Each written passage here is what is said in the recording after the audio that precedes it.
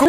J'ai convié aujourd'hui Marie-Françoise Savary, bonjour. Bonjour. Vous êtes comédienne, vous co-dirigez le théâtre du Valet de Cœur et vous proposez actuellement le spectacle Sarah, d'après l'œuvre de John Murrell et l'adaptation française d'Éric Emmanuel Schmitt. Donc Sarah Bernard, pourquoi est-ce que vous vous êtes intéressée à cette figure exceptionnelle du théâtre?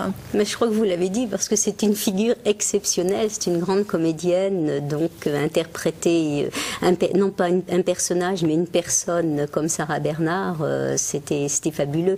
Qu'est-ce qu'elle avait de particulier, et notamment pour son époque, Sarah Bernard? Alors on ne parlait pas encore de star, mais d'étoile. Donc c'était la première étoile. C'est une femme qui a été dans le monde entier présenter ses spectacles. Les grands couturiers lui faisaient ses robes qu'on s'arrachait après. Monsieur Lalique, un grand aussi joaillier, lui faisait ses bijoux. Et puis il y a eu aussi Mucha qui lui dessinait ses affiches qui sont devenues après des œuvres d'art.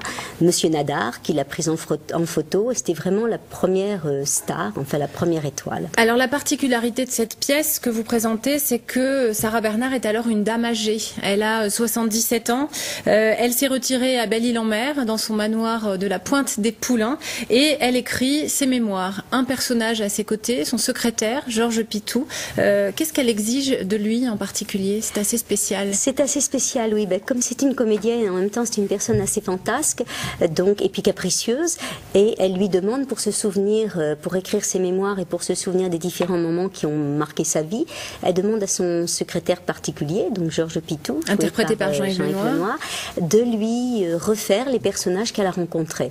Donc quand elle était petite fille, elle va lui demander d'être sa mère, et puis après la supérieure du couvent dans lequel elle était, sa mère l'avait mise, et puis Oscar Wilde, et puis son impresario Jarret. Puis lui, il n'est pas comédien, donc... Puis c'est un homme assez timide en plus. Oui, est-ce que ça lui pose un problème de tenir ce rôle qu'elle lui impose?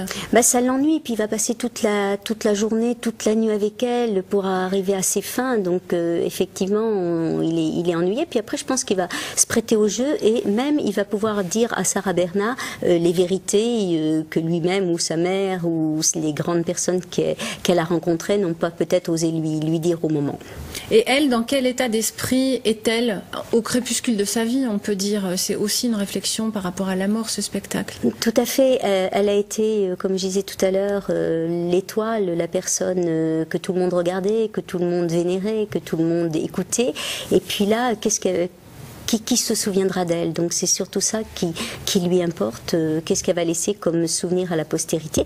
Puis elle n'a pas envie de mourir, elle veut continuer à vivre, elle veut continuer à être le soleil qu'elle était, elle veut renaître comme l'astre du jour, mais voilà, elle est confrontée à sa mort et elle sait qu'il faudra lâcher quelque chose, et c'est un rôle qu'elle n'a jamais tenu finalement, d'être face à la mort, face à ce personnage. Dernière question, est-ce que c'est un spectacle finalement mélancolique ou plutôt poétique? Qu'est-ce qu'on peut dire? Il y a un petit peu les deux, il y a beaucoup d'émotions, il y a beaucoup de rire parce que les passages avec Pitou sont assez amusants.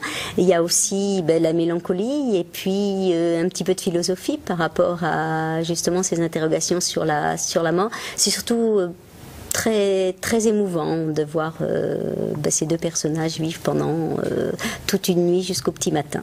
Merci Marie-Françoise Savary. Donc ça se passe au Valet de Cœur les 7 et 8 octobre et les représentations ont lieu à 20h30.